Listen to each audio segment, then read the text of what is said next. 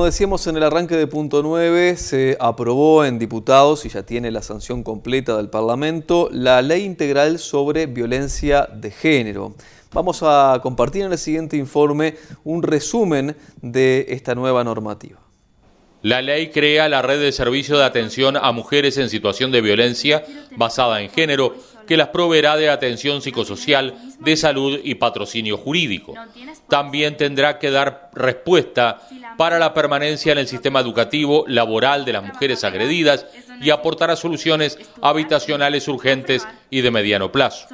El Ministerio de Vivienda proveerá de vivienda a las mujeres en momentos de crisis y de riesgo de muerte, como durante el proceso de fortalecimiento sociolaboral a modo de contribuir a su autonomía económica. En caso de que la víctima conviva con su agresor, se podrá ordenar el retiro de éste, sin importar quién sea el titular del inmueble. Se crean juzgados especializados en violencia basada en género, doméstica y sexual. Asimismo, la ley establece que los organismos e instituciones públicas y privadas que atiendan a niños o adolescentes están obligados a comunicar a las autoridades las situaciones de maltrato, abuso sexual o explotación sobre las que tengan conocimiento. Podrán denunciarlo a la justicia o a la fiscalía. Una vez presentada esa denuncia, se dispondrán medidas de protección urgente y se vigilará que la víctima tenga asegurada la defensa letrada correspondiente. En audiencia, que no será pública si así lo solicita la víctima, las partes deben ser escuchadas por separado y en ningún caso pueden estar presentes en la misma sala. Se crea el delito de abuso sexual, el cual se le tipifica a quien, por medio de la intimidación, presión psicológica, abuso de poder, amenaza, fuerza o cualquier otra circunstancia coercitiva, realice un acto de naturaleza sexual contra una persona. La pena será de 8 meses de prisión a 6 años de penitenciaría. Con esta figura se sustituye el delito de atentado violento al pudor, que es el que actualmente se tipifica en estos casos. También se sustituye el artículo 36 del Código Penal, que permite al juez exonerar de pena a quien comete delito de homicidio o lesiones por la pasión provocada por el adulterio, siempre que la víctima sea cónyuge o su amante y que el homicida tenga buenos antecedentes. Este artículo, que es derogado, exime de delito a quien cometa un homicidio contra su cónyuge, excónyuge, concubino, exconcubino, descendiente o ascendiente. Estamos recibiendo esta noche en punto 9 a la edil Ana Gabriela Fernández del Frente Amplio, pero Ana Gabriela que además se ha especializado en este tema de género. Ella es docente, investigadora de la Facultad Latinoamericana de Ciencias Sociales y además está realizando un posgrado sobre género en la Universidad de Vigo. Ana Gabriela, buenas noches y gracias por acompañarnos. Bueno, buenas noches, un gusto. De todo eso que compartíamos en este informe, ¿qué es lo más importante para ti en este nuevo contexto que se abre? A ver, a mí me parece que lo más importante de la ley que se aprobó es justamente parte de lo que dice en el título, ¿no? Es que es una ley integral. Creo que el resumen es buenísimo. Es una ley muy extensa con muchos artículos, pero que aborda, esto es un fenómeno complejo, ¿no? Esto es algo que lo venimos hablando en los últimos años, que ha sido tema, yo también he estado acá en otras ocasiones hablando del tema, y se puede percibir en este momento socialmente que se habla más del tema. Lo que creo es que la ley lo que muestra es que las soluciones no van en una sola dirección, sino que hay que tomar un montón de medidas.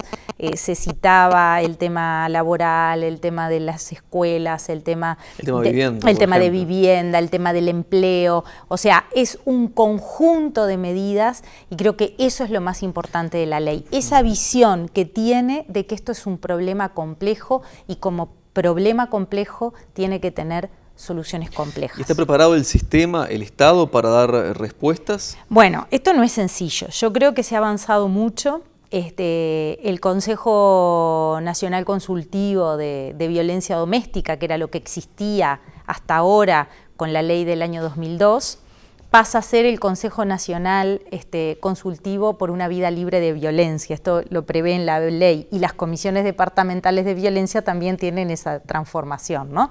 Entonces, yo creo que el trabajo que se viene haciendo desde el Consejo Nacional Consultivo y las comisiones departamentales en cada departamento han mostrado o han ido en la dirección de trabajar este tema desde políticas intersectoriales, ¿no? Es decir, justamente esta coordinación que tiene que haber entre el sistema educativo, el sistema de salud, la policía, la fiscalía, los jueces, ¿no? Y creo que eso es parte de lo que esta ley profundiza. ¿Que está preparado el sistema? Y no, yo creo que queda muchísimo por hacer. A mí me parece que lo importante es que ahora tenemos un marco normativo que nos encuadra y que nos dice, es por acá, hay que hacer esto. Y además la ley dice, por ejemplo, medidas que debe tomar el sistema de salud, medidas que debe tomar el sistema educativo, medidas que debe tomar el sistema de trabajo y seguridad social, medidas que se deben tomar en las políticas de infancia, medidas que se deben tomar en las políticas de discapacidad, medidas que se deben tomar en adultos mayores. ¿Se entiende lo que quiero decir? Cada organismo tiene su responsabilidad. Cada organismo tiene su responsabilidad y tiene además configurado por dónde tienen que ir los lineamientos. Por supuesto que no dice todo, cada cosa que hay que hacer, ¿no? Pero lo que marca es por dónde hay que ir el camino, y a mí eso me parece muy importante.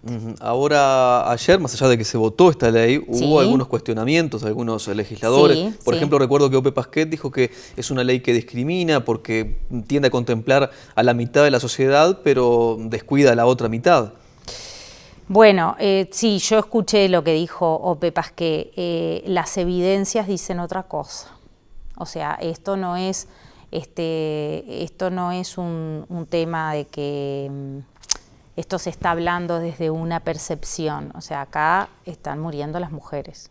Llevamos 37 mujeres muertas, ¿tá? Llevamos niños y niñas muertos por este tema, ¿no? Es decir, por supuesto que después pero yo tuve esta experiencia, a mí me pasó esto, hubo una mujer que mintió delante del juez, entonces con eso, yo no digo que esas cosas no sucedan, yo lo que digo es, esas cosas son los casos menores, los casos aislados, y en la mayoría de los casos estamos ante situaciones de extrema gravedad, de muchísima vulneración de derechos, y donde realmente aquellas personas que se encuentran en una situación de mayor desprotección son las mujeres, las niñas, los niños y los adolescentes. ¿Esto apunta hacia sancionar o hacia prevenir? No, la ley apunta principalmente a prevenir. Si toman la ley, que yo invito a leerla, es extensa y en algunos momentos ardua,